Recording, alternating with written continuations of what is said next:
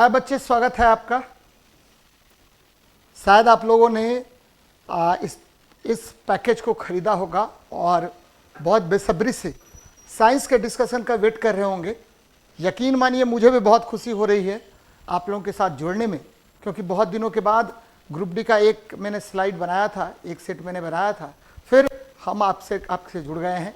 और बच्चे, बार बार मैं बता रहा हूँ कि देखिए किसी भी हालत में इस बार आपको सफलता लेनी है, और सफलता लेनी है तो बारीकी से इस बुक को, ठीक है, बुक के डिस्कशन को अच्छे तरीके से कर जाइए बेटा। यकीन मानिए सफलता मिलेगी ही मिलेगी। और बाकी डिस्कशन की बारीकियों को समझिए कि क्या सर कह रहे हैं, किस क्वेश्चन में क्या यूज कर रहे हैं, तो ज़्यादा बेहतर होगा आपको, ठीक है, आपके सफलता तक पहुंचने में। चलिए हम लोग शुरू करते हैं सेट को, देखते हैं क्या है सेट में। पहला क्वेश्चन देखते हैं बेटा, क्या कह रहा है क्वेश्चन। मधुमक्खी के डंक का इलाज करने के लिए डैश के घोल का उपयोग किया जाता है। अब थोड़ी सी बातें जान लीजिए पहले। हम अपना तर्क लगा रहे हैं इस क्वेश्चन में। एक तो मधुमक्खी, बहुत सारी बातें मधुमक्खी के विषय में हम आपको बताएंगे, लेकिन पहले तर्क के आधार पर इस क्वेश्चन को हल करते हैं। देखिए, मधुमक्खी का डंक निश्चित रूप से अम्ल होगा। क्या होगा? अम्ल होगा। तो बच्चे, जब अम्ल होगा तो क्या अम्ल का काट अम्ल हो सकता है? नहीं हो सकता है। दूध के रस, नींबू के रस में साइट्रिक अम्ल होता है, आपको पता है बच्चे। सिरका में एसिटिक अम्ल होता है, तो अम्ल का काट अम्ल नहीं हो सकता। अम्ल का काट क्षारक हो सकता है, और क्षारक जो है अम्ल से अभिक्रिया कर लवण और जल बनाएगा। दूध, देखिए दूध जो है ये कोलाइड है, और दूध में भी आपको पता है बच्चे, सभी बच्चों को पता होगा अच्छे तरीके से कि इसमें लैक्टिक एसिड पाया जाता है। तो सभी में एसिड है, केवल एक में एसिड नहीं है, तो बेकिंग सोडा में कोई एसिड नहीं है, अतः आंसर क्या हो गया? Baking soda. ये हम तर्क लगा करके आपको इसमें, ठीक है, कॉमन सेंस का यूज मैंने किया और क्वेश्चन का हल निकल गया। अब हम बारीकी से आपको बता रहे हैं। मधुमक्खी के डंक में बच्चे फॉर्मिक एसिड होता है। कौन सा एसिड होता है? फॉर्मिक एसिड, HCOOH, एकदम याद रखिएगा। मधुमक्खी के डंक में क्या होगा? फॉर्मिक एसिड होगा। मधुमक्खी पालन जब भी चर्चा करेगा कि मधुमक्खी पालन क्या होता है, तो मधुमक्खी पालन एपीकल्चर कहलाता है बच्चे। मधुमक्खी जो है, ठीक है, मधुमक्खी आपको पता होगा कि वैगल डांस करते हुए गमन करती है एक स्थान से दूसरे स्थान तक, और वॉन फ्रिस ने सबसे पहले वैगल डांस के बारे में बताया था। शायद आपको अच्छे तरीके से पता होगा बच्चे, तो याद रखिएगा इन सब बातों को। अब हम आते हैं कि मधुमक्खी के डंक में फॉर्मिक एसिड है। अब फॉर्मिक एसिड के साथ जब बेकिंग सोडा अभिक्रिया करेगा, जो क्षारक व्यवहार करता है, क्षारकीय व्यवहार करता है, क्षार की भांति व्यवहार करता है, तो क्या होगा? यह इसको न्यूट्रलाइज कर देगा बेकिंग एसिड को, और क्या बना देगा बच्चे? ये बेकिंग पाउडर है, बेकिंग पाउडर है, NaH और आपको CO3 की बात कर रहे हैं, ठीक है, बेकिंग, ठीक है, सोडा है बच्चे, तो सोडियम बाइकार्बोनेट होता है। तो ये मिल करके क्या बना लिया? तो ये बना लिया, आपको बना लेगा लवण, तथा लवण बना लेगा बच्चे। क्या बना लेगा? लवण बना लेगा, और इसको न्यूट्रलाइज कर देगा। कंप्लीटली आपका न्यूट्रलाइज हो जाएगा, ये घोल न्यूट्रलाइज हो जाता है। तो ये ध्यान में रखने वाली बातें है कि डंक को कौन न्यूट्रलाइज करेगा? तो बेकिंग सोडा न्यूट्रलाइज कर देगा। जनरली और भी बहुत सारी चीजें हैं, जैसे मैग्नीशियम हाइड्रोक्साइड भी न्यूट्रलाइज कर देता है आपको, ठीक है। जैसे आपको याद होगा, बार बार हम बताते रहते हैं कि अगर मधुमक्खी काट ले तो बेटा उस पर क्या लगा दीजिए, ठीक है। मधुमक्खी काटे तो तुरंत जाके चूना घस लीजिए। चूना कैल्शियम हाइड्रोक्साइड होता है, तो ये भी आपको फायदा करता है। टूथपेस्ट भी बहुत सारे लोग लगा देते हैं, क्योंकि टूथपेस्ट में भी बच्चे क्या होता है? तो कैल्शियम कार्बोनेट होता है, और भी बहुत सारे पदार्थ उसमें मिलाए जाते हैं। अब आते हैं दूध पर। दूध कौन सा कोलाइड है? तो दूध जो है सोल कोलाइड है। कौन सा है? सोल कोलाइड है। सिरका क्या है बच्चे? तो सिरका एसिटिक एसिड है, और एसिटिक एसिड है बेटा। और ये क्या है? कौन सा एसिटिक एसिड है? तो ये एसिटिक एसिड 6% एसिटिक एसिड का, यानी CH3COH का जलीय विलयन क्या कहलाता है? सिरका कहलाता है। और इसका उपयोग हम लोग करते हैं किसमें? तो इसका उपयोग करते हैं बेटा, एकदम याद रखना है, इसका उपयोग करते हैं खाद्य पदार्थों के निर्माण में। परिरक्षण नहीं बोल रहे हैं, परिरक्षण में क्या यूज करते हैं बच्चे? तो सोडियम बेंजोएट का यूज करते हैं खाद्य पदार्थों के परिरक्षण में। लेकिन खाद्य पदार्थों के निर्माण में क्या यूज करेंगे? तो निर्माण में यूज करते हैं एसिटिक एसिड का। नींबू के रस में मैंने बताया ही आपको साइट्रिक एसिड होता है। चलिए हम लोग बात करते हैं, नेक्स्ट प्रश्न पर चलते हैं। बहुत सारी बातें हैं बच्चे, ये देखिए। डैश एक प्रस्वेदी यौगिक है, प्रस्वेदी, बच्चे वर्ड यूज हो रहा है, प्रस्वेदी को हाइग्रोस्कोपिक नहीं कहते हैं, याद रखिएगा, इसको कहते हैं डेलिक्वेसेंस। क्या कहते हैं? डेलिक्वेसेंस। एक वर्ड यूज कर रहे हैं हम, डेलिक्वेसेंस। देखिएगा आप सॉल्यूशन में बहुत सारी बातें, ठीक है, मैंने लिख रखा होगा बुक में, तो डेलिक्वेसेंस है। डेलिक्वेसेंस का मतलब क्या होता है? प्रस्वेदी और एक आर्द्रताग्राही होता है। बच्चे दो वर्ड यूज करते हैं, आर्द्रताग्राही और प्रस्वेदी। ये देखिए, इसको इंग्लिश में बोलते हैं हाइग्रोस्कोपिक। ध्यान दीजिए बच्चे, हाइग्रोस्कोपिक कहते हैं। जो जल को ग्रहण करके, ध्यान दीजिएगा, जल को ग्रहण करके, ठीक है, जल को ग्रहण करेगा और ठोस ही बना रहेगा, ऐसे पदार्थ को, या द्रव है तो द्रव ही बना रहेगा, ऐसे पदार्थ को हम क्या कहते हैं? तो आर्द्रताग्राही कहते हैं। ध्यान में रखिएगा। और ऐसा पदार्थ जो क्या करेगा ध्यान दीजिएगा, ऐसा पदार्थ जो जल को ग्रहण करके, ठीक है, फिर आपको विलयन में बदल जाएगा। ध्यान दीजिएगा, जल को ग्रहण करके क्या होगा? विलयन में बदल जाएगा। ऐसे पदार्थ को हम क्या कहते हैं? तो प्रस्वेदी कहते हैं, डेलिक्वेसेंस यौगिक कहते हैं। जैसे आपको पता होगा बच्चे, सोडियम हाइड्रोक्साइड, सोडियम हाइड्रोक्साइड ये डेलिक्वेसेंट यौगिक है। जैसे यहाँ देखिए फास्फोरस पेंटाऑक्साइड P2O5 ये डेलिक्वेसेंस यौगिक है। यानी यह जो है आर्द्रता को ग्रहण करेगा और पुनः परिवर्तित हो जाएगा, किसमें? तो द्रवित में, विलयन में बदल देगा। तो बच्चे ये ध्यान में रखना है। और भी देखिए, जैसे कैल्शियम क्लोराइड हो गया, CaCl2 कैल्शियम क्लोराइड हो गया। और भी देख लीजिए, जैसे P4O10 हो गया, P4O10, ठीक है, आपको टेट्रा फॉस्फोरस, ठीक है, आपको टेट्रा फॉस्फोरस डेका ऑक्साइड हो गया, O10 बच्चे। और देखिए, ठीक है, ये डेलिक्वेसेंस यौगिक है बच्चे, डेलिक्वेसेंस, जो ठीक है आर्द्रता को ग्रहण करके, ठीक है, विलयन में परिवर्तित हो जाता है। तो ये सारे क्या होंगे? तो डेलिक्वेसेंस यौगिक हो गया। जैसे पोटेशियम हाइड्रोक्साइड हो गया, डेलिक्वेसेंस यौगिक है। लेकिन यहाँ देखिए क्या होगा? सल्फ्यूरिक एसिड, ये आर्द्रताग्राही है बच्चे। क्या करेगा? तो वायुमंडल से आर्द्रता को ग्रहण कर लेगा। आप सभी बच्चों को पता होगा कि जब आप होटल खाने के लिए जाते हैं, रेस्टोरेंट खाने जाते हैं, तो एक होता है क्या कि आपको हैंड को ड्रायर होता है, हैंड ड्रायर होता है, यानी हेड, आपका हाथ भीगा हुआ है, उसको तुरंत वो क्या कर देता है? सोख लेता है उससे जल को, तो इसको हैंड ड्रायर कहते हैं। और इसमें किसका यूज करते हैं? सल्फ्यूरिक अम्ल का। और ये सल्फ्यूरिक अम्ल क्या होता है बेटा? H2SO4 होता है। मैग्नीशियम क्लोराइड MgCl2 है बच्चे, ठीक है, ये जो है आर्द्रताग्राही यौगिक है। फास्फोरस पेंटाऑक्साइड, जैसा कि मैंने बताया, डेलिक्वेसेंस से आपका ये सही है। कैल्शियम हाइड्रोक्साइड, ये भी जल को ग्रहण करता है बच्चे, इसीलिए ये क्या है? तो आपको ये भी आपका हाइग्रोस्कोपिक मटेरियल है। तो यहाँ सल्फ्यूरिक अम्ल, ठीक है, मैग्नीशियम क्लोराइड और कली चूना, ये तीनों जो है बच्चे क्या है? तो ये तीनों आपको हो गए हाइग्रोस्कोपिक मटेरियल, यानी आर्द्रताग्राही पदार्थ हो गए। लेकिन सोडियम हाइड्रोक्साइड, ठीक है, पेंटा, आपको फास्फोरस पेंटाऑक्साइड, कैल्शियम क्लोराइड, ठीक है, टेट्रा फॉस्फोरस, ठीक है, आपको डेका ऑक्साइड और पोटेशियम हाइड्रोक्साइड, ये सभी जो हैं ये हो गए आपको प्रस्वेदी यानी डेलिक्वेसेंस यौगिक हो गए। तो ये ध्यान में आपको रखनी चाहिए, बार बार आपसे क्वेश्चन इस तरह के पूछे जाएंगे, तो आपको याद रखना है।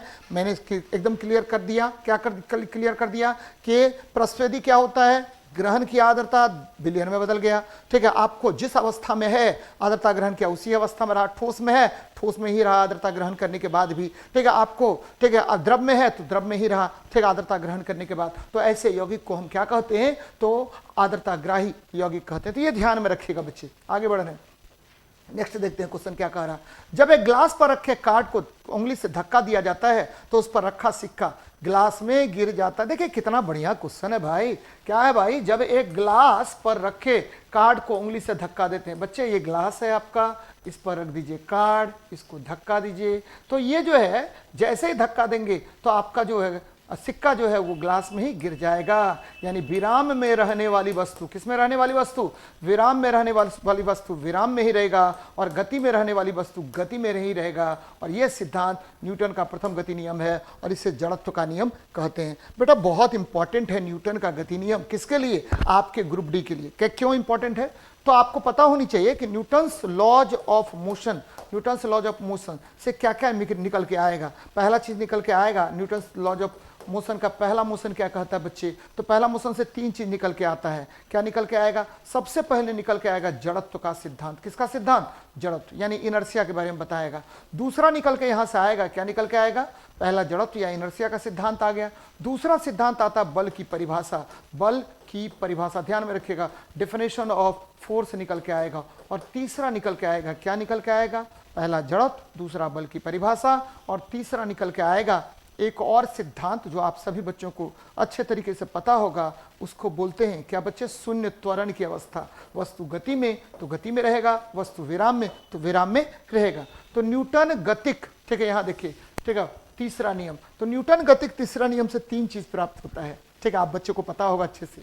पहला क्या, क्रिया बराबर प्रतिक्रिया। बच्चे हमने पैर से जमीन को धक्का दिया, जमीन हमको धक्का देगा, हम आगे बढ़ जाएंगे। इस सिद्धांत को क्या बोलते हैं, तो बच्चे इस सिद्धांत को बोलते हैं क्रिया बराबर प्रतिक्रिया। क्रिया और प्रतिक्रिया बराबर होता है लेकिन विपरीत होता है, ध्यान में रखिएगा। और दूसरा चीज यहां से क्या प्राप्त होता है, तो दूसरा प्राप्त होता है आपको बल का गुण, और तीसरा प्राप्त होता है संवेग संरक्षण का सिद्धांत। मैंने पहले भी बताया है कि देखिए बंदूक से आपने गोली छोड़ा तो क्या करेगा, बंदूक पीछे की ओर धक्का देगा। तो बंदूक के का द्रव्यमान गुना बंदूक का पीछे की ओर वेग प्लस, ठीक है, गोली का द्रव्यमान गुना गोली का, ठीक है, आपको आगे की ओर वेग का गुणनफल, ठीक है, दोनों के गुणनफल को क्या कर दीजिए, जोड़ दीजिए, वो किसके बराबर होगा, 0 के बराबर होगा। तो ये ध्यान में आपको रखनी चाहिए कि न्यूटन गतिक विषयक तीसरे नियम से हमको 3 चीज प्राप्त होता है। पहला प्राप्त होगा क्रिया प्रतिक्रिया, ठीक है, दूसरा प्राप्त होगा, ठीक है, बल का गुण, तीसरा प्राप्त होगा संवेग संरक्षण। अब देखिए ऊर्जा संरक्षण। बच्चे ऊर्जा कभी भी उत्पन्न नहीं किया जा सकता है। Never, energy never can be created और destroyed, it only changes from one form to another. ये देखिए जड़त्व का नियम तो प्राप्त होता ही है, यही आंसर होगा। संवेग संरक्षण का सिद्धांत अभी तुरंत मैंने बताया कि, ठीक है, नदी में नाव को चलाना क्या है, संवेग संरक्षण का सिद्धांत है, पहला चीज। दूसरा आपको क्या है, तो बच्चे बंदूक से गोली का छोड़ा जाना, संवेग संरक्षण के सिद्धांत पर, रॉकेट का उड़ना, संवेग संरक्षण के सिद्धांत पर। तो इन सब बातों को याद रखिए तो मजा आएगा आपको, और आपका एग्जाम एकदम कंफर्म है कि होना तय है बच्चे। केवल ध्यान से मेरी बातों को सुनिए। चलिए आगे बढ़ते हैं। परमाणु के भीतर, बच्चे परमाणु है, क्या है, परमाणु है। परमाणु क्या होता है, व्हाट इज एन एटम, तो तत्व का सबसे छोटा कण, एकदम याद रखना है। तत्व का सबसे छोटा कण कौन होगा, तो परमाणु होगा। तत्व का सबसे छोटा कण, याद रखिए बच्चे, तत्व का सबसे छोटा कण परमाणु होता है। और परमाणु याद रखिए बच्चे, परमाणु के 2 भाग, एक बाह्य कक्षा, दूसरा नाभिक। परमाणु के 2 भाग, कितने भाग होंगे परमाणु के, तो परमाणु का 2 भाग होगा, एक होगा नाभिक, क्या होगा, नाभिक। नाभिक में क्या होता है बेटा, तो नाभिक में न्यूट्रॉन और प्रोटॉन होता है, न्यूट्रॉन और प्रोटॉन होता है। न्यूट्रॉन प्रोटॉन में, प्रोटॉन न्यूट्रॉन में परिवर्तित होता रहता है, जिसके कारण एक बल लगता है जिसको हम नाभिकीय बल कहेंगे। कौन सा बल कहेंगे बेटा, नाभिकीय बल, न्यूक्लियर फोर्स कहेंगे। कौन सा फोर्स कहेंगे, न्यूक्लियर फोर्स कहते हैं, एकदम ध्यान में रखिएगा, न्यूक्लियर फोर्स कहा जाता है। तो परमाणु के नाभिक में न्यूट्रॉन और प्रोटॉन के बीच लगने वाले बल को नाभिकीय बल कहेंगे। और दूसरा क्या है, तो इलेक्ट्रॉन है बच्चे, और ये इलेक्ट्रॉन क्या होता है, ऋणात्मक कण होता है। अब देखिए एक तरफ से बात कीजिए, ज्वारीय बल। बेटा आपको पता होगा कि समुद्र में क्या होता है, लहरें उठती हैं, और इस लहर के कारण जो बल उत्पन्न होगा उसको क्या बोलेंगे, ज्वारीय बल बोलेंगे। विद्युत स्थैतिक बल यानी आवेश के कारण लगने वाले बल को, आवेश अगर विराम में होगा, आवेश किस में होगा, विराम में होगा, तो जो बल लगेगा उसको विद्युत स्थैतिक बल बोलेंगे।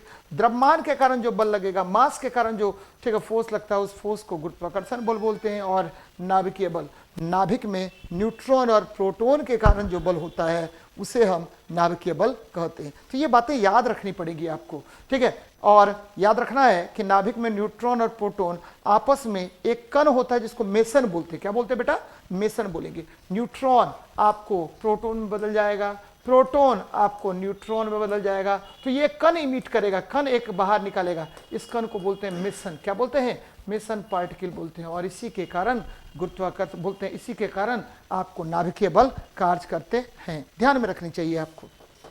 चलिए देखिए नेक्स्ट क्वेश्चन क्या कह रहा है, कौन सा उत्तक पौधों को, ठीक है, कठोर और दृढ़ बनाता है। बच्चे आप सभी बच्चों को मैंने कई बार बताया है कि देखिए पादप उत्तक की अगर चर्चा करेंगे, किसकी, पादप उत्तक की चर्चा करेंगे, तो ये मुख्य रूप से 2 प्रकार के होते हैं।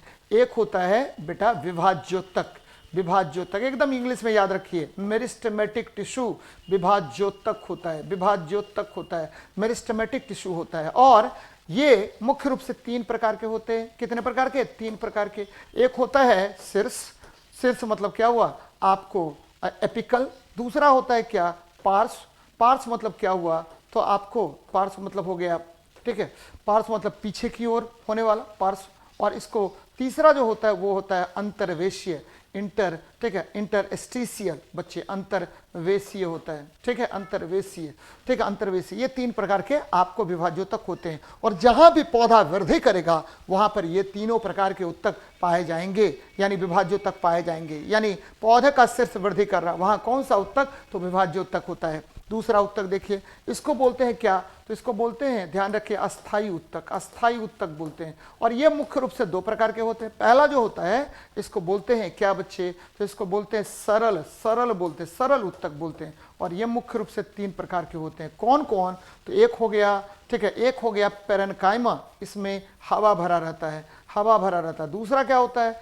तो बच्चे कोलेनकाइमा, इसमें क्लोरोफिल होता है और ये लचीला होता है, कोलेनकाइमा होगा। तीसरा क्या होगा, स्क्लेरेनकाइमा होगा, स्क्लेरेनकाइमा होगा। और चौथा क्या होगा, तो बच्चे चौथा होगा ही नहीं। ये देखिए स्क्लेरेनकाइमा जो होता है ये दृढ़ होता है, मृत होता है। और बार बार आपसे बेटा पूछेगा कि नारियल की रस्सी, नारियल का खुलचा, ये किसके बने होते हैं, तो स्क्लेरेनकाइमा के बने होते हैं। और ये काफी दृढ़ होता है और मृत होता है। तो इस क्वेश्चन का आंसर क्या होगा, पौधों को कठोर और दृढ़ कौन बनाता है, तो बच्चे ये बनाता है स्क्लेरेनकाइमा, स्क्लेरेनकाइमा।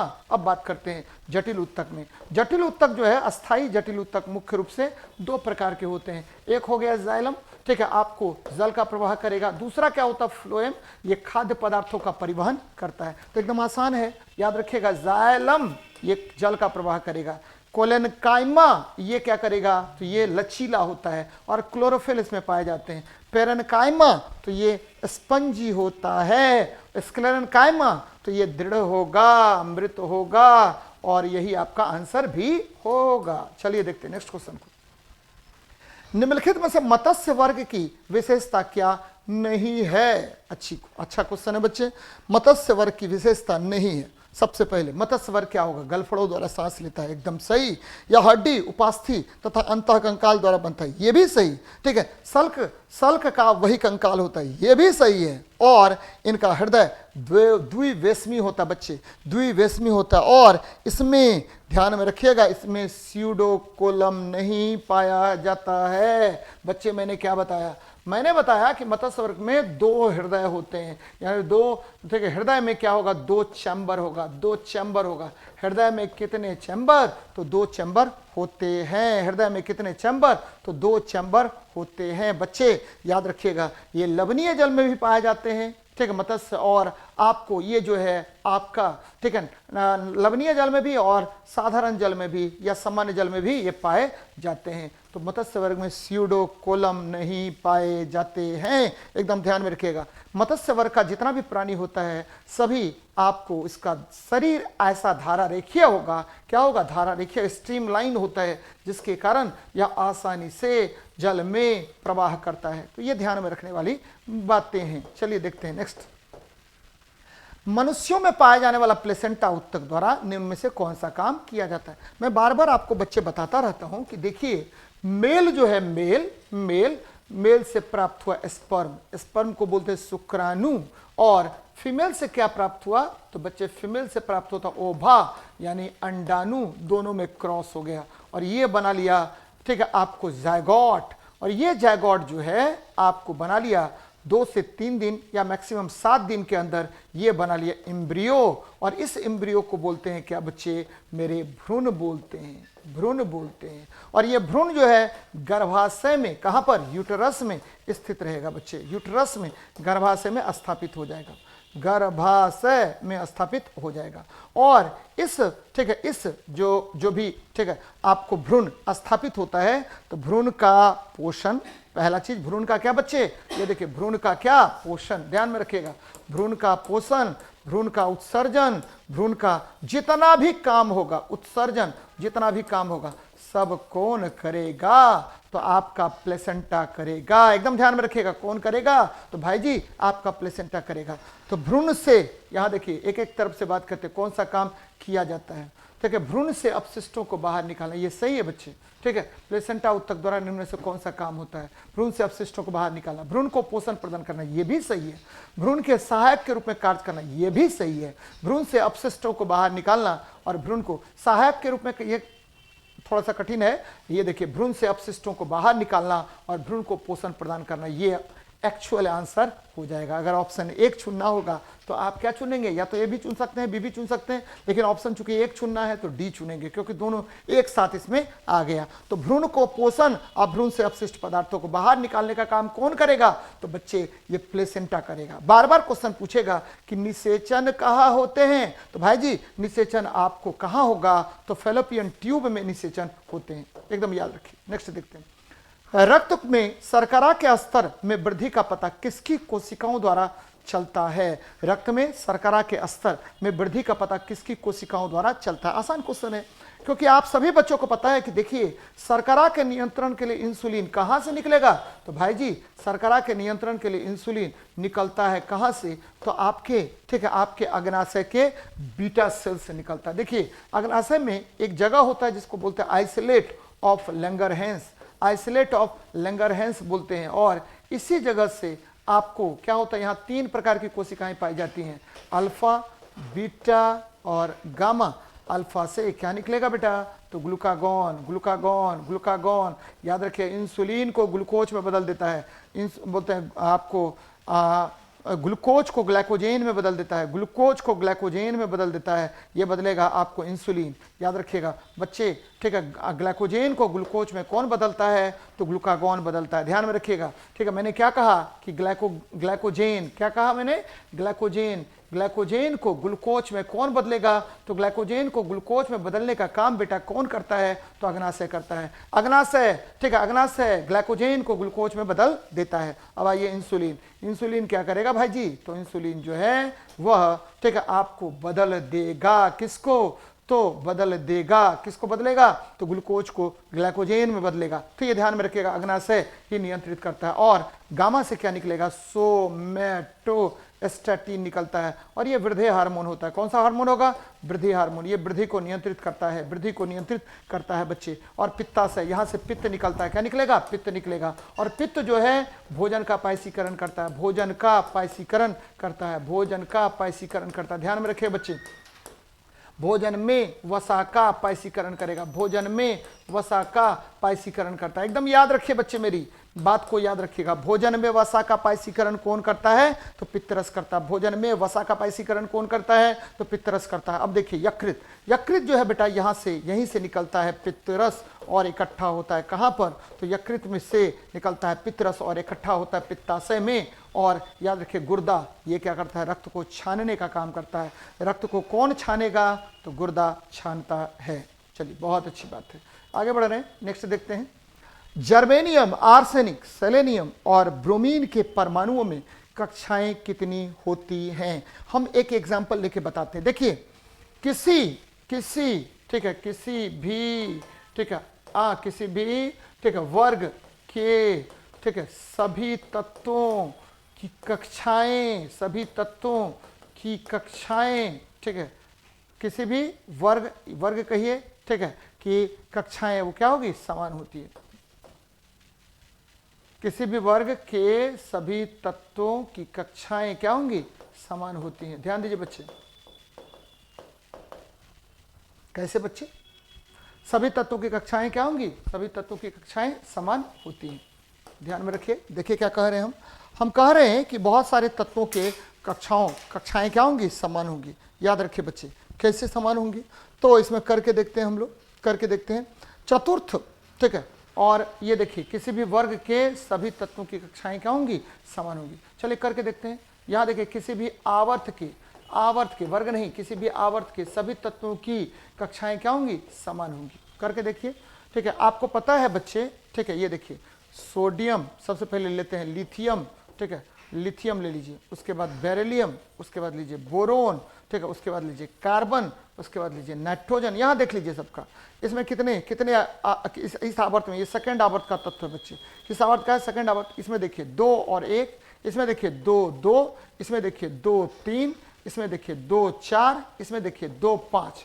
बच्चे एकदम ध्यान में रखिएगा, कितना कक्षा है बच्चे, तो जितना आवर्त उतना ही कक्षा। सेकेंड आवर्त का तत्व है, तो ठीक है, सब में क्या होगा जी, देखिए 2 कक्षाएं हैं, सब में क्या है, 2 कक्षाएं हैं। तो यहां पर देख लीजिए, ठीक है, 2 कक्षा। अब हम लेके चलते ब्रोमीन, ब्रोमीन लेके चलते बेटा, ब्रोमीन, ब्रोमीन का आवर्त निकालते, किस आवर्त का तत्व है ब्रोमीन, तो ब्रोमीन है यहाँ देखिए 2 8 10, क्योंकि ब्रोमीन की परमाणु संख्या कितनी होती है 35, 2 8 10 और क्या हो जाएगा, तो 2 8 पहला कक्षा में 2 इलेक्ट्रॉन, दूसरा में 8 इलेक्ट्रॉन, तीसरा में 18 इलेक्ट्रॉन, ठीक है, और चौथा में कितना होगा, तो चौथा में हो जाएगा 7 इलेक्ट्रॉन, कितना होगा 7 इलेक्ट्रॉन। तो देखिए 1 2 3, 1 2 3 और 4, कितने आवर्त, तो 4 आवर्त, यानी जर्मेनियम, आर्सेनिक, सेलेनियम और ब्रोमीन ये सभी चौथे आवर्त के तत्व होंगे। और इसमें कितनी कक्षाएं होंगी, 4 कक्षाएं होंगी, क्योंकि सभी ठीक है समान आवर्त के तत्व हैं। और इस आवर्त में कौन कौन होगा, तो सबसे पहले आपको पता है चौथे आवर्त में कौन होगा, तो पोटेशियम होगा, क्या होगा, पोटेशियम होगा। और अंतिम तत्व कौन हो गया, तो अंतिम तत्व हो गया क्रिप्टन बच्चे, क्या हो गया क्रिप्टन, पोटेशियम से स्टार्ट होता है 19 और ये चौथा आवर्त देखिए पोटेशियम, उसके बाद आ जाएगा कौन, कैल्शियम, ठीक है, कैल्शियम आ जाएगा 20, उसके बाद आ जाएगा ठीक है आपको स्कैंडियम, वैनेडियम, इस तरह से तत्व आकर के अंतिम तत्व जो होता है वो क्या होगा, क्रिप्टन, जिसकी परमाणु संख्या कितनी होती है 36 होती है बच्चे। तो 36 से जस्ट पहले 35 होगा, तो ठीक है चौथे आवर्त में कुल 18 तत्व होते हैं। चौथे आवर्त में कुल कितने तत्व, 18 तत्व होते हैं। तो बच्चे एकदम ध्यान में रखना है कि ठीक है आपको जर्मेनियम, आर्सेनिक, सेलेनियम और ब्रोमीन के परमाणुओं में कितनी कक्षाएं होती हैं, तो 4 कक्षाएं होती हैं और ये चौथे आवर्त का तत्व है। अब देखिए धातुओं की विद्युत प्रतिरोधकता का सही क्रम क्या है, देखिए जिसकी चालकता अधिक, ध्यान दीजिए बच्चे, चालकता अगर अधिक होगा, चालकता अगर अधिक होगा उसका प्रतिरोधकता क्या होगा, कम होगा। जिसकी चालकता अधिक उसकी प्रतिरोधकता कम, जिसकी चालकता कम उसका प्रतिरोधकता क्या होगा, अधिक होगा। एकदम याद रखिएगा, जिसका चालकता कम उसका प्रतिरोधकता क्या होगा, अधिक होगा। याद रखिए बच्चे, प्रतिरोधकता क्या होगा, अधिक होगा। यहाँ प्रतिरोधकता अधिक की बात कर रहा है। चांदी की चालकता बहुत अधिक होती है, याद रखिएगा सबसे अधिक विद्युत चालकता किसका होता है, चांदी का होता है। एकदम ध्यान में रखिएगा बेटा, सबसे अधिक विद्युत चालकता किसका होगा, चांदी का होगा, जिसके कारण इसकी प्रतिरोधकता सबसे कम होगी। तो अब देखिए यहां पर आके हम लोग देखते हैं, क्या देखते हैं, तो सबसे अधिक प्रतिरोधकता होगा मरकरी का, क्योंकि ये द्रव है, उसके बाद निकेल का, उसके बाद टंगस्टन का, उसके बाद क्या होगा, एजी का होगा। क्यों बच्चे, तो एचजी है जो है ठीक है द्रव धातु होता है और ये एक तरह से क्या कहिए, ठीक है एक तरह से क्या कहिए द्रव है, तो विद्युत धारा का ये बहुत अधिक कुचालक होता है और आपको उष्मा का भी कुचालक ही एक तरह से मान सकते हैं, ठीक है एक तरह से कुचालक ही इसको मान सकते हैं बच्चे, क्योंकि ठीक है इसकी जो चालकता, इसकी जो ठीक है चालकता होती है वो होता है कितना बच्चे, तो ये होता है ठीक है आपको याद रखना है 4 वाट पर मीटर स्क्वायर, 4 वाट पर मीटर स्क्वायर होता है। इससे ज्यादा चालक होता है कौन, तो लेड होता है। याद रखिएगा बच्चे, उष्मा के संदर्भ में अगर बात करते हैं, ठीक है तो ये ध्यान में रखनी चाहिए आप लोगों को। चलिए आगे देखते हैं। चंद्रमा पर किसी वस्तु का भार पृथ्वी पर उस वस्तु के भार का डैश होता है। बच्चे आप सभी बच्चों को पता है कि चंद्रमा पर गुरुत्वीय त्वरण पृथ्वी पर गुरुत्वीय त्वरण का क्या होगा, 1/6 होता है। ठीक इसी प्रकार भार की बात करते हैं, चंद्रमा पर भार जो है पृथ्वी पर भार का कितना हो जाएगा बच्चे, तो पृथ्वी पर भार का 1/6 हो जाएगा। यानी अब आपको पूछ रहा है किस पर भार, चंद्रमा पर किसी वस्तु का भार पृथ्वी पर भार का क्या होता है, 1/6 होता है। आसान क्वेश्चन है बच्चे, बार बार क्वेश्चन पूछता है। यहाँ एक चीज और ध्यान में रखिएगा कि भार जो है भार नहीं बदलता है, भार बदलता है, हमेशा बदलेगा, भार बदलता है, लेकिन क्या नहीं बदलता है, तो द्रव्यमान कभी नहीं बदलता है। एकदम याद रखिएगा, द्रव्यमान कभी नहीं बदलता है, द्रव्यमान कभी नहीं बदलता है, ध्यान में रखिए इसको, कभी नहीं बदलता है। कौन कभी नहीं बदलता है, तो द्रव्यमान कभी नहीं बदलता है। कौन बदलेगा, तो आपको भार हमेशा बदल जाएगा। चलिए बहुत अच्छी बात, आगे बढ़ते हैं। नेक्स्ट देखते हैं क्या कह रहा है आपका क्वेश्चन। क्वेश्चन कह रहा है क्या, यहाँ देख लीजिए, उस लवण का उदाहरण इनमें से कौन सा है जो इसके जलीय विलयन का पीएच मान 7 से कम होता है। 7 से कम की बात कर रहा है बच्चे, यानी अम्लीय की बात कर रहा है। और ये देखिए अम्लीय किसका होगा, तो आपको पता है 7 से कम होता, अम्लीय है बच्चे। तो ये देखिए किससे बना, तो ये बना पिछले क्लास में भी बताए थे, अमोनियम हाइड्रोक्साइड और HCl से, अमोनियम हाइड्रोक्साइड HCl से। और ये क्या हो गया, ये देखिए स्ट्रॉन्ग एसिड हो गया, और ये क्या होगा, वीक बेस हो गया बच्चे। तो वीक बेस स्ट्रॉन्ग एसिड तो क्या होगा, एसिडिक सॉल्ट बनाएगा, एसिडिक सॉल्ट बनाएगा। चलिए बहुत अच्छी बात है, यही आंसर आपका हो गया। पीएच अगर 7 से कम होता है तो इसका मतलब अम्लीय, ठीक, अम्लीय लवण होगा। सोडियम कार्बोनेट, ये क्षारीय होता बच्चे। कैसे? Na2CO3 है, तो ये बना किससे? तो ये बना सोडियम, ठीक है, सोडियम हाइड्रोक्साइड, ये देखिए प्रबल क्षारक है, स्ट्रॉन्ग बेसिस है, स्ट्रॉन्ग बेसिस, और किससे? तो कार्बोनिक अम्ल से बनता है। ये क्या हो गया? वीक, ठीक है, वीक एसिड हो गया। तो इसका व्यवहार कैसा होगा? तो बेसिक होगा। और ये देखिए ये कैसा बना? तो सोडियम क्लोराइड है बच्चे, तो NaCl है, ये उदासीन लवण है, प्रबल अम्ल और प्रबल क्षारक से बनता है। तो ये ध्यान में रखिएगा आप लोग बार बार कि स्ट्रॉन्ग प्रबल अम्ल और निर्बल क्षारक से बनेगा तो अम्लीय लवण होगा, प्रबल अम्ल प्रबल क्षारक से बनेगा तो क्या होगा? तो उदासीन लवण होगा। तो ये सब बातें आपको याद रखनी है, अब बार बार इस पर प्रश्न पूछे जाते हैं। चलिए नेक्स्ट देखते हैं, लेंस बनाने के लिए निम्नलिखित में से किसका उपयोग नहीं होता है? बच्चे, आप सभी बच्चों को पता है कि लेंस है क्या? तो लेंस, ठीक है, अपवर्तक सतह है, अपवर्तक सतह है, अपवर्तक मतलब रिफ्रैक्टिंग सरफेसेस है, अपवर्तक सतह है। और आपको ये भी पता होगा कि लेंस जो है, ठीक है, लेंस ये देखिए ये उत्तल लेंस कहलाएगा, इसकी फोकस दूरी पॉजिटिव होती है, एफ हमेशा पॉजिटिव होगा, पावर हमेशा पॉजिटिव होगा, +d होगा। और देखिए ये अवतल लेंस है, अवतल लेंस की फोकस दूरी हमेशा नेगेटिव होता है और इसका पावर हमेशा -d होता है। यहाँ देखिए कांच, ये भी, ठीक है, आपको अपवर्तक सतह है, पानी ये भी अपवर्तक सतह है, इसके भी बनते हैं बच्चे, पानी से भी, ठीक है, आपको कॉन्टैक्ट लेंस बनाए जाते हैं। कौन सा लेंस बनेगा? कॉन्टैक्ट लेंस बनता है। जबकि आपको पता है कांच से तो बनता ही बनता है, प्लास्टिक से भी बनता है, यानी फाइबर से बनेगा, फाइबर से भी आपको लेंस बनाए जाते हैं। जबकि कॉन्टैक्ट लेंस जो है, कॉन्टैक्ट लेंस जो है, ध्यान दीजिएगा, कॉन्टैक्ट लेंस बनता है पानी से। और ये किससे बनेगा? तो हाइड्रोजेल। किससे बनता है? हाइड्रोजेल। याद रखिए बच्चे, हाइड्रोजेल। मिट्टी से आपका लेंस का निर्माण नहीं होता है, मिट्टी से किसी भी प्रकार के लेंस का निर्माण नहीं किया जाता है। बहुत अच्छी बात है। आगे देखते हैं, नेक्स्ट देखिए क्या कह रहा है। धातुओं के किस गुण के कारण उनके पत्थर बनाने आसान होते हैं? बच्चे, धातु धातु धातु धातु बार बार याद रखिएगा, धातु अगर है तो अंतिम कक्षा में 1 2 3 इलेक्ट्रॉन है। धातु अगर है तो ये आवर्त सारणी के बाएं भाग में है, आवर्त सारणी के बाएं भाग में, आवर्त सारणी के बाएं भाग में, ध्यान में रखिएगा, बाएं भाग में, ठीक है। अगर धातु है तो याद रखिएगा कि इसके मुख्य रूप से 2 गुण बड़ा फेमस है। एक तन्यता, तन्यता को बोलते हैं डक्टिलिटी। क्या बोलेंगे? डक्टिलिटी, डक्टिलिटी, तार खींचे जा सकते हैं, तार खींचना संभव है, तार खींचना बच्चे, खींचना संभव है। और एक और होता है जिसको बोलते हैं आघात वर्ध्यता, आघात वर्ध्यता, वर्ध्यता होता है। और इसके कारण क्या होगा बच्चा? इसके कारण होगा पत्तड़ बनाए जा सकते हैं, पत्तड़, पत्तड़ बनेगा। तो याद रखिएगा कि आघात वर्धन्यता हो गया, याद रखना है। तन्यता से तार ध्वन्यात्मक ध्वनि उत्पन्न करेगा।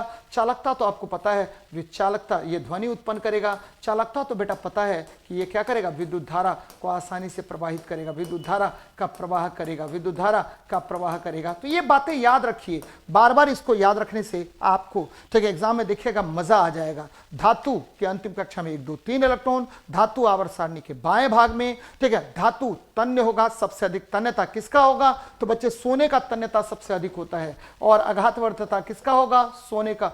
आघातवर्धता सबसे अधिक किसका होगा? सोने का। प्रतिध्वनात्मकता, ध्वनि सबसे अधिक कौन उत्पन्न करेगा? तो टीन उत्पन्न करता है। और चालकता सबसे अधिक किसका होता है? तो सिल्वर का होता है। सबसे अधिक चालकता किसका होगा? सिल्वर का होगा। सबसे अधिक ध्वनि कौन उत्पन्न करेगा? तो टीन उत्पन्न करता है। तो ये सब बातें आप लोग याद रखिए तो मजा आ जाएगा आपको। चलिए नेक्स्ट देखते हैं क्या कह रहा है। कॉन्स्टेंटन धातुएं को मिश्रित करके बनाया जाता है। तो जनरली कॉन्स्टेंटन बनता है कॉपर और टीना से, कॉपर और टीना से बनेगा बेटा। किससे बनेगा? कॉपर और टीना से यह बनाए जाते हैं, एकदम ध्यान में रखिएगा। कॉपर और टीना से बनाए जाते हैं। किससे बनेगा? तो कॉपर और टीना से बनेगा, कॉपर और, ठीक है, निकेल से बनेगा, कॉपर और निकेल से, एकदम ध्यान में रखिएगा। कॉन्स्टेंटन किसके बनाए जाते हैं? तो ये कॉपर और निकेल से बनाए जाते हैं। Cu + Ni से बनता है। बच्चे आपको पता होगा Cu + Zn + Sn अगर बात करें तो ये क्या होगा? गन मेटल, एकदम ध्यान में रखिएगा। कॉपर, जिंक और टीना से गन मेटल बना, ठीक है। फिर देखिए कॉपर, जिंक और जिंक से क्या बनेगा? कॉपर, जिंक और यहाँ ले लीजिए Cu, Zn और, ठीक है, Ni ले लीजिए बच्चे, Cu, Zn और Ni ले लीजिए। कॉपर, जिंक और निकेल ले लीजिए। जर्मन सिल्वर बनेगा। क्या बनेगा? जर्मन सिल्वर बनेगा, एकदम याद रखिए बेटा। और यहाँ देखिए टाइप मेटल किससे बनेगा? Pb + Sb + Sn, इससे बनता है टाइप मेटल। क्या बनता है? टाइप मेटल का निर्माण होता है, टाइप मेटल बनता है। फिर देखिए, ठीक है, कॉपर और जिंक से क्या बनेगा, तो पीतल का निर्माण होता है, पीतल बनता है। कॉपर और टीना से क्या होता है, कॉपर और टीना से क्या बनेगा, तो ये कांसा का निर्माण होगा। किसका निर्माण होगा, कांसा का निर्माण होगा। सोल्डर, सोल्डर देखिए, सोल्डर, सोल्डर किससे बनेगा, तो बच्चे सोल्डर जो है वो बनता है पीबी और एसएन का बनता है। आपको पता होगा बेटा, क्या पता होगा कि यहां पर एक दो और देख लेते हैं मिश्र धातु। आपको पता है कि हमारा जो इस्पात है, इस्पात, इस्पात किसका बना होता है, तो इस्पात बनता है कॉपर और बोलते हैं इस्पात बनता है लोहा और कार्बन का, कार्बन का, लोहा और कार्बन का बना हुआ मिश्र धातु होता है। तो ये सब बातें आपको याद रखनी है। बार बार इस तरह का प्रश्न आपसे पूछेगा कि कॉपर और निकल, कि निकल धातुओं से क्या बनता है, तो बच्चे कॉन्स्टेंटन बनता है। कॉन्स्टेंटन में 55% कॉपर और 45% आपका निकल होता है, तो ये ध्यान में रखिएगा। चलिए नेक्स्ट देखते हैं क्या कह रहे हैं हम। यहाँ देखिए, ठीक है, मछलियों के हृदय में, अभी तुरंत मैंने बताया था। देखिए बच्चे, आपको याद रखना है, बार बार आपसे क्वेश्चन पूछेगा। कौन कौन पूछेगा, सबसे पहले स्तनधारी, स्तनधारी, स्तनधारी में कितने हृदय में चैम्बर होते हैं, 4, याद रखिए। ठीक है, फिर देखिए सरीसृप में कितने होते हैं, सरीसृप में कितने होते हैं, तो आपको याद रखना है 3। ठीक है, यही सरीसृप में एक और ले लेते हैं, मगरमच्छ। मगरमच्छ में कितना हृदय में चैम्बर होगा, तो मगरमच्छ में हृदय में चैम्बर होगा 4।